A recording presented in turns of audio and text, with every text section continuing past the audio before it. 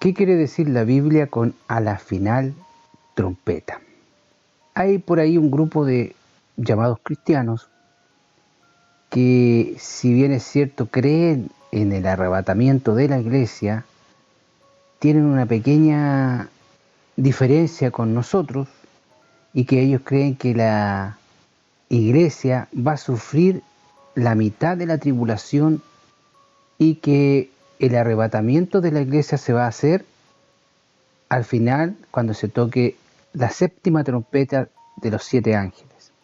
Eso es lo que vamos a ver y justamente nos vamos a apoyar en esta palabra, a la final trompeta, porque es ahí donde se encuentra la respuesta a esta diferencia que hay entre los que creemos que el Señor sacará a la iglesia del mundo antes de la tribulación y los que creen que la va a sacar a mediados de la tribulación. Bueno, para comenzar vamos a leer los textos en los que vamos a fijar nuestra mirada, y es en 1 Corintios 15, versos 50, 51 y 52, donde dice: Pero esto digo, hermanos, que la carne y la sangre no pueden heredar el reino de Dios, ni la corrupción hereda la incorrupción. He aquí os digo un misterio: no todos dormiremos, pero todos seremos transformados en un momento, en un abrir y cerrar de ojos, a la final trompeta, porque se tocará la trompeta y los muertos serán resucitados incorruptibles y nosotros seremos transformados. Esto que acabo de leer, esta gente dice que va a ocurrir en medio de toda la tribulación, lo cual no me convence. En 1 Corintios 15, Pablo escribe la transformación de los creyentes cuando sus cuerpos mortales serán transformados en cuerpos inmortales para el reino de Dios. Notemos el verso 52 donde dice: en un momento, en un abrir y cerrar de ojos, a la final trompeta. He ahí, fijémonos muy bien en eso, a la final trompeta, porque se tocará la trompeta y los muertos serán resucitados incorruptibles y nosotros seremos transformados. Luego, si nos vamos a Primera de Tesalonicenses, en el capítulo 4, en el verso 16 y 17, Pablo lo dice de esta forma, uniendo estos versículos con lo que acabo de leer hace un rato atrás.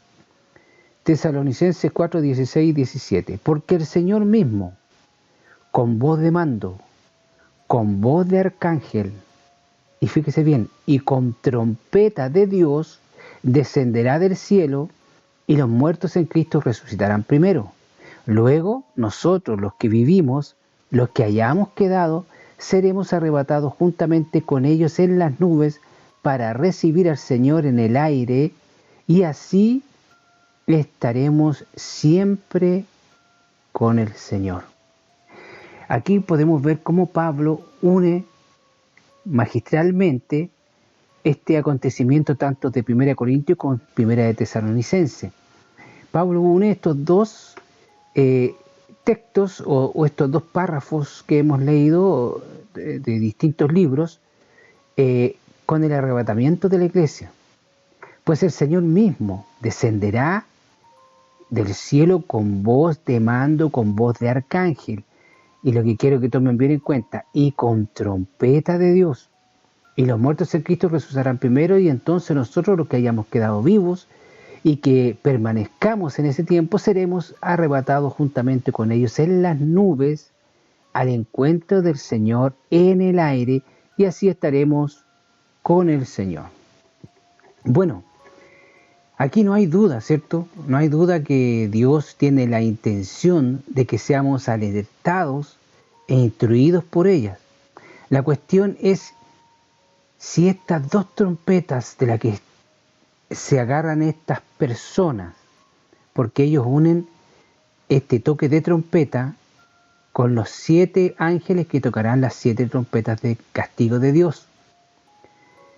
Entonces, ¿cuál de estas trompetas porque ellos dicen que esa trompeta de del séptimo ángel, el toque de la trompeta del séptimo ángel, ahí marcaría el momento en que se produce el arrebatamiento de la iglesia, haciendo igual esta trompeta de Dios, ¿me entiende? Pero resulta que son dos trompetas muy distintas. Si estas trompetas fueran las mismas, entonces el rapto ocurriría a la mitad de la tribulación. Y los santos deben estar preparados para soportar esos juicios. Pero esto no concuerda con la forma de actuar que tiene el Señor en relación directa con sus seguidores. Y para eso quiero que primero recordemos una cosa. Generalmente las sectas, las religiones falsas, las personas que predican cosas falsas, son porque no leen la Biblia, porque no la estudian. Y por eso que caen en ideas que creen que son ideas de ellos mismos, pero son ideas de demonios que le meten esas ideas en la cabeza. El actuar del Señor, nosotros lo podemos conocer. Sabemos cuando Dios está actuando, cuando Dios puede hacer algo o no puede hacerlo. Y eso lo podemos ver claramente en la Escritura. Por ejemplo, si nos vamos a Génesis en el capítulo 6, del verso 18 al 19, dice lo siguiente. Aquí es cuando el pueblo de Dios se resumía de todo el mundo solamente a unos pocos, tan pocos que eran apenas 8. Génesis 6, 18 y 19 dice: Mas estableceré mi pacto contigo y entrarás en el arca tú, tus hijos, tu mujer y las mujeres de tus hijos contigo, y de todo lo que vive y de toda carne, 2 de cada una especie entrará en el arca para que tengan vida contigo, macho y hembra serán. Dijo luego Jehová a Noé: entra tú y toda tu casa en el arca, porque a ti he visto justo delante de mí en esta generación. Aquí vemos cómo el Señor iba a enviar el diluvio para destruir toda carne, todo ser humano que había sobre la tierra, incluso animales. Pero ¿qué es lo que hizo primero? Guardó a Noé y a los animales en una arca y después dejó caer el diluvio. ¿Te das cuenta? El Señor separó a su gente, a los suyos, y después manda el castigo sobre los impíos y pecadores. Si no queda contento con esto, bueno, podemos ir. Mire, usted puede leer esto en el libro de Ezequiel, en el capítulo 9, del verso 1 hasta el verso 11. Pero yo no lo voy a leer completo, voy a leer solamente el verso 4, 5 y 6. Aquí estamos en un momento donde el pueblo del Señor había caído en la idolatría en grande manera, tanto que las pocas personas que habían en Jerusalén, en la ciudad, las pocas personas que todavía adoraban al único Dios verdadero, clamaban día y noche por el gran pecado que la mayoría del pueblo estaba haciendo. Y el Señor decidió castigar a esa mayoría. Y fíjese lo que dicen estos versos, en Ezequiel 9, 4, 5 y 6, capítulo 9, versos 4, 5 y 6.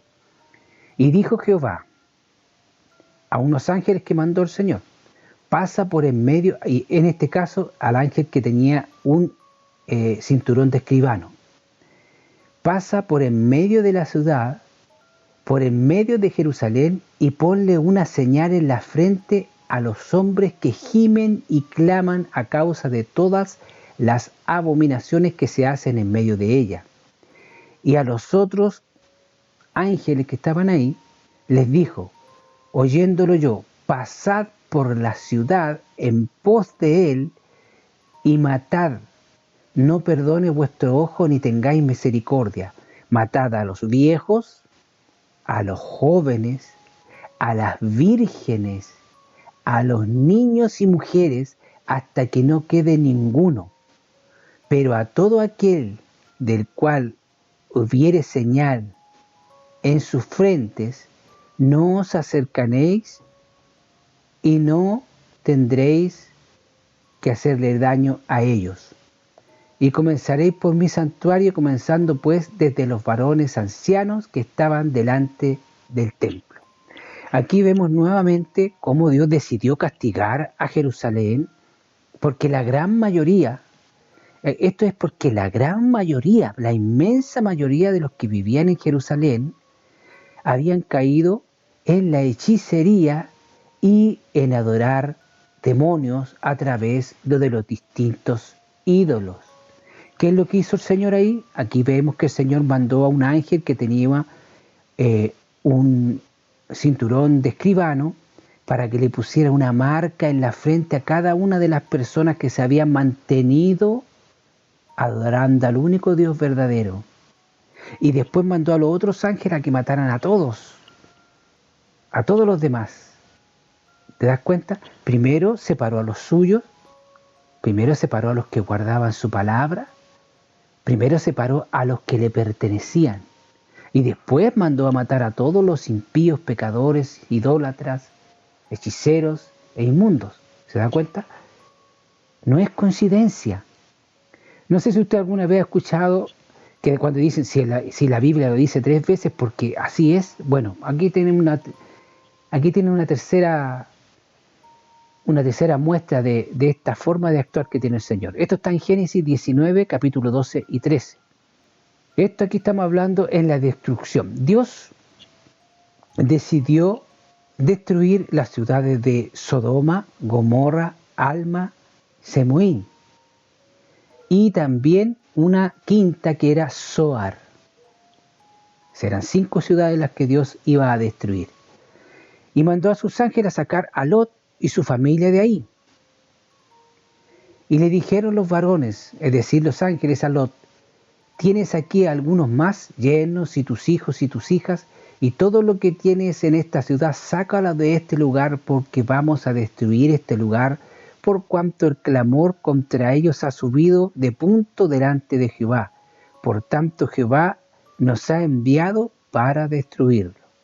Y usted conoce la historia, usted que es cristiano. Si usted no es cristiano y no conoce la historia, Lot y su familia eran los únicos que adoraban al Dios único y verdadero. Todos en Sodoma y Gomorra, Alma, Seboín y Zoar adoraban demonios, estaban esclavos de la homosexualidad, de la pedofilia, de la idolatría, del aturdimiento del alcohol, la hechicería y toda esa basura. Y Dios, ¿qué es lo que hizo? Mandó a sacar a la familia de Lot antes de que destruyera las ciudades. Ahí fue cuando Lot metió la pata, como se dice aquí en Chile, la embarró. Los ángeles le dijeron a Lot: ve y huye ahí a los montes. Pero Lot dijo: no, yo quiero entrar a esa pequeña ciudad que está ahí, que se llama Zoar. Lot no sabía que Dios iba a destruir Zoar, pero Dios le concedió a este hombre entrar en esa ciudad y por eso perdonó esa ciudad y destruyó solamente a Sodoma, Gomorra, Alma y Seboín. Como usted puede ver aquí, nuevamente el Señor tiene que entrar a castigar a estas ciudades, en este caso, pero primero sacó a su gente, a Lot. Y eso que Lot no era un cristiano totalmente espiritual como lo era, por ejemplo, Abraham, como lo era Moisés. Era un adorador, era un medio carnalito Lot. ¿Ah? Era medio carnalito el hombre, era como nosotros, que no somos tan espirituales como lo era Abraham o Moisés. Pero Dios lo salvó, lo sacó. En el camino se perdió la señora que tenía mucho amor por la ciudad pecaminosa esa, pues, y se perdió, pues, problema de ella. Pero Dios sacó, le dio la oportunidad. ¿Te das cuenta? Dios saca primero a su gente y después manda el diluvio. Dios pone a salvo a los suyos y castiga a los rebeldes, a los impíos, a los apóstatas. Además, recordemos que la tribulación es para Jacob. La Biblia dice que el tiempo de sufrimiento de Jacob. Jacob es Israel. Acuérdate usted que el Señor le cambió el nombre a Jacob y le puso Israel. Entonces, la tribulación es para la angustia de Israel y para los que moran en la tierra. Cuando la Biblia habla de los moradores del mundo, no se refiere a los hijos de Dios, se refiere a la gente que vive en el mundo haciendo lo que se le da la gana. A eso se refiere. Pero volvamos al asuntito este de la trompeta final. Ya nos quedó claro que Dios, la forma como actúa Dios, ¿cierto?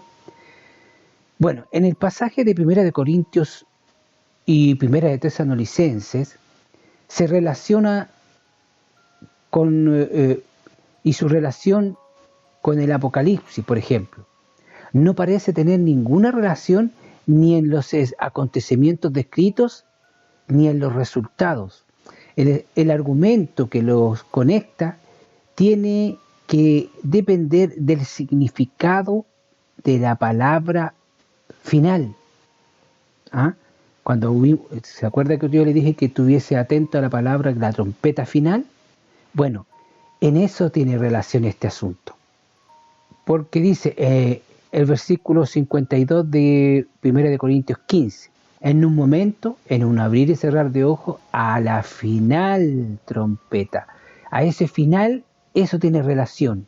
La palabra griega para referirse a final se pronuncia aproximadamente, perdone la fonética, pero yo no sé hablar este idioma, pero así que lo más cercano es chatos. Es chatos. Eso es la palabra que significa final o postrero.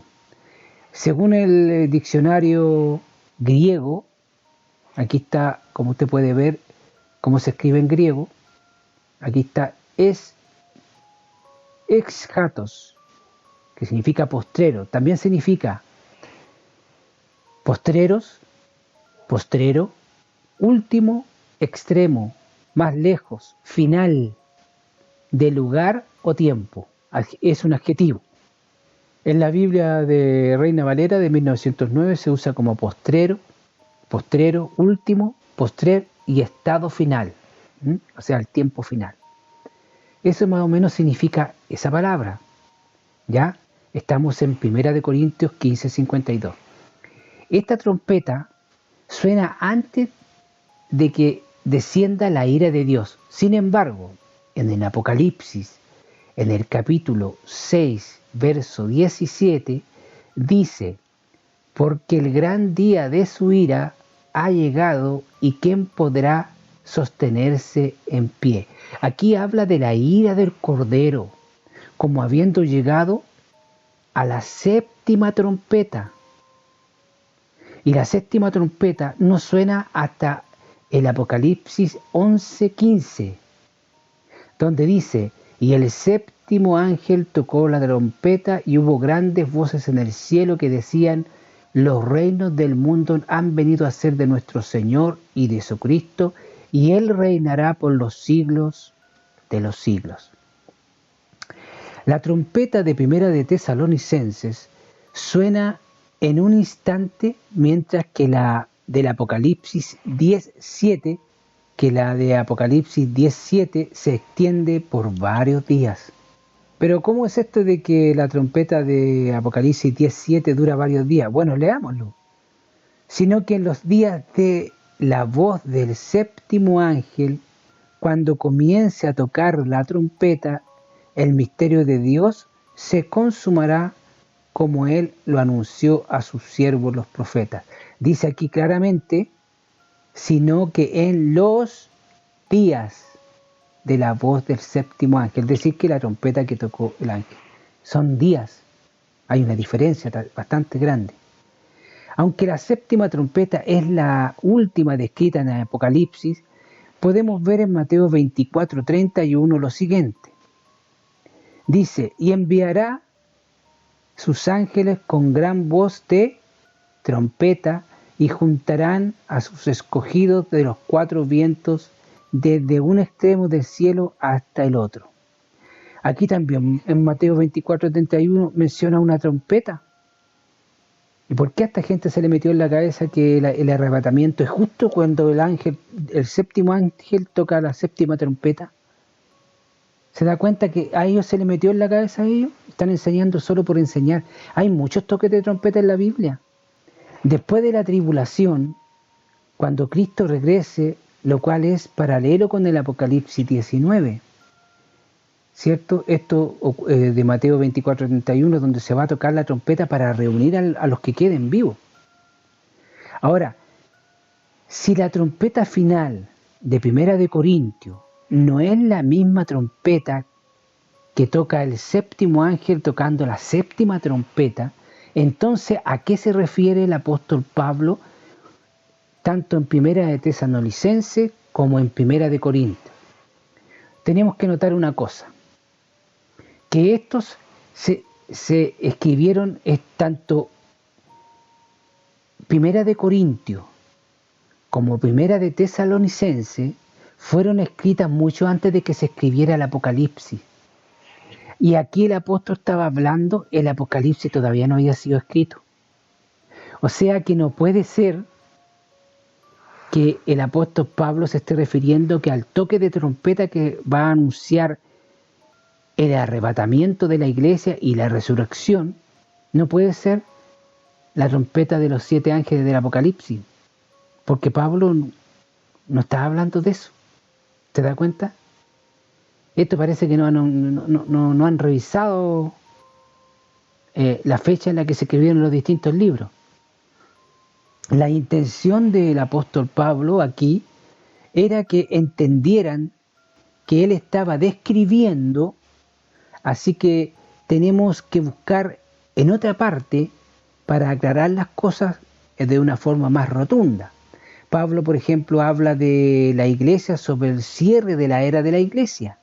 ¿Me entiende? La iglesia tiene un cierre, es decir, el final de la iglesia, el final del trabajo de la iglesia.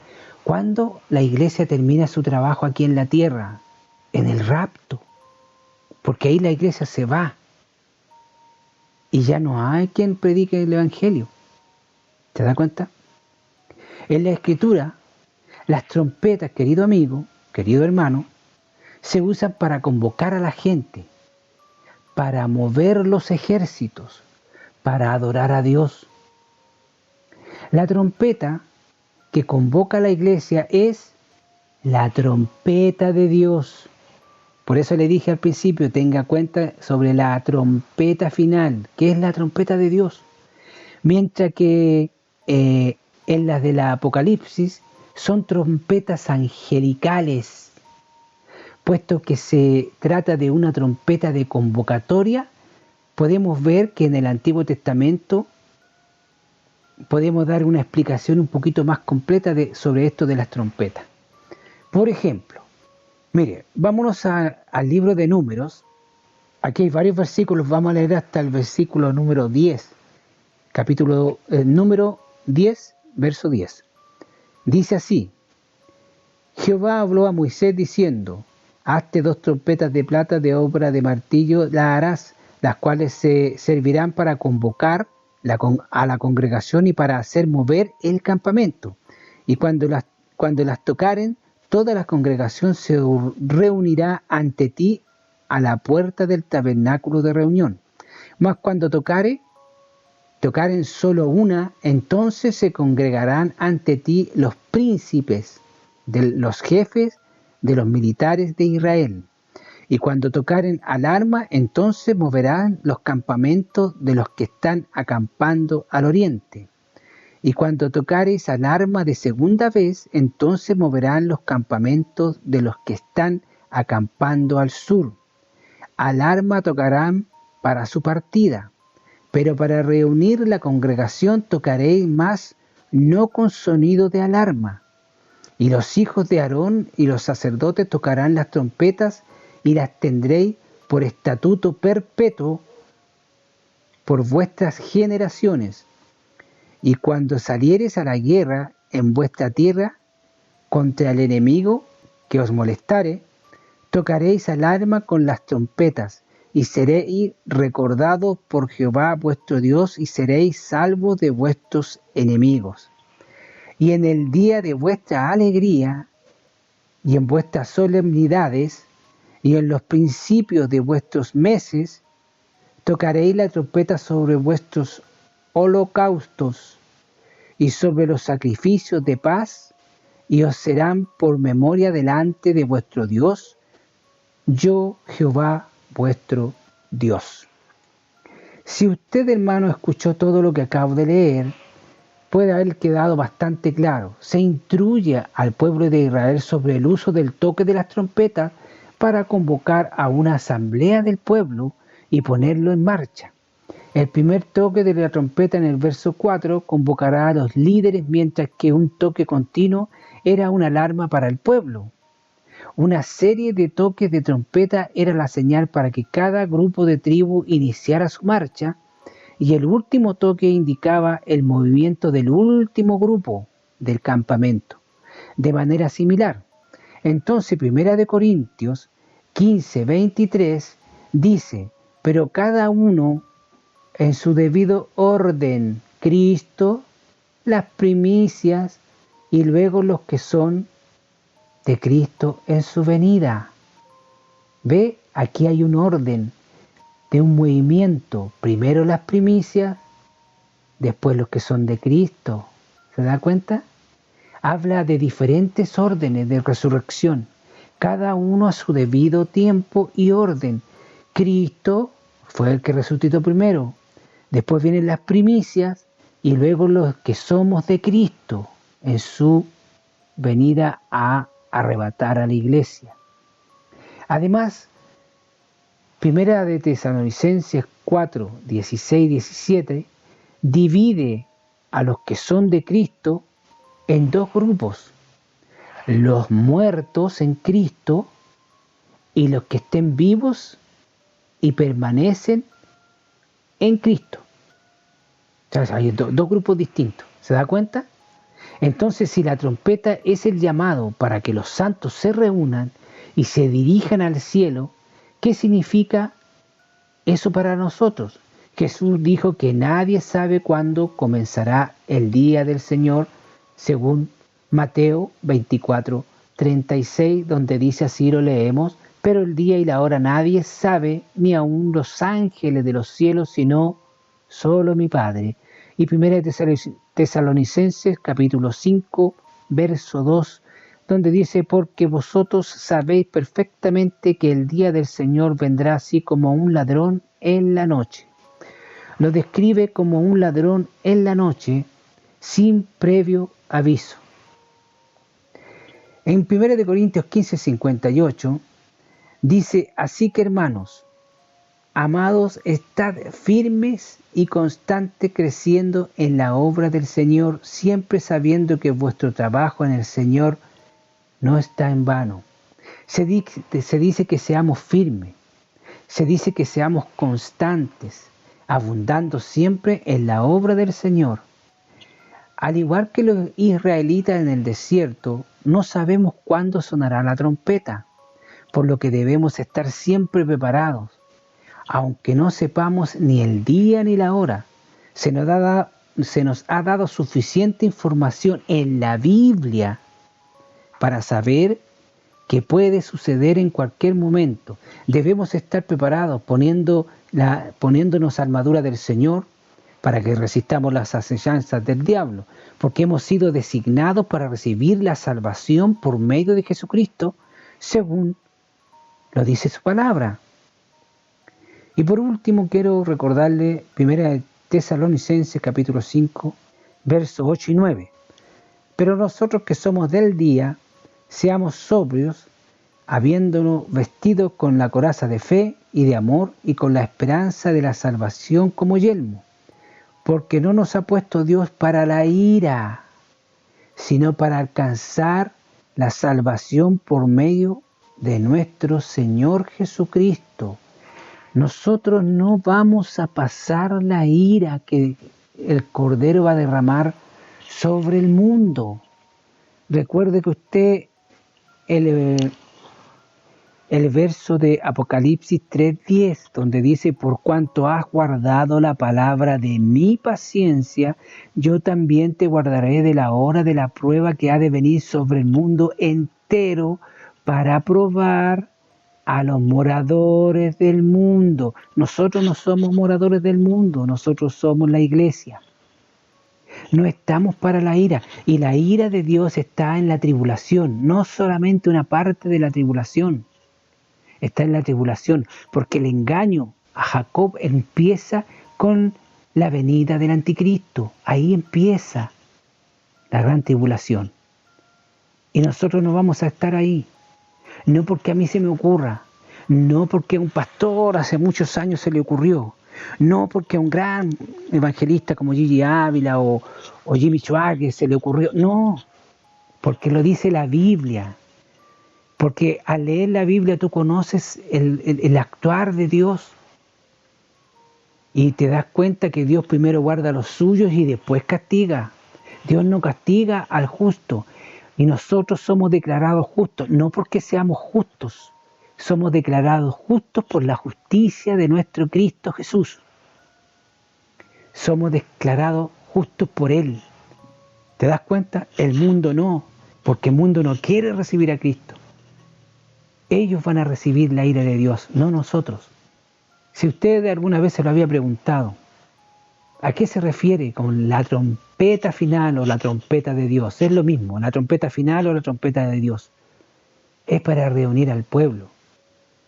La otra trompeta, la que esta gente cree que marca el día de la resurrección, esa trompeta es una trompeta de castigo y no es la única. Son 7 trompetas, son 7 castigos. Y antes de eso ya habían habido castigos. Y la iglesia no está para pasar esos castigos. Porque Jesús nos compró con su sangre. Jesús nos salvó de la ira. Eso debemos tenerlo bien en cuenta. Bueno, espero que me haya dado a entender y que Jesucristo el Señor les bendiga en grande manera. Maranata.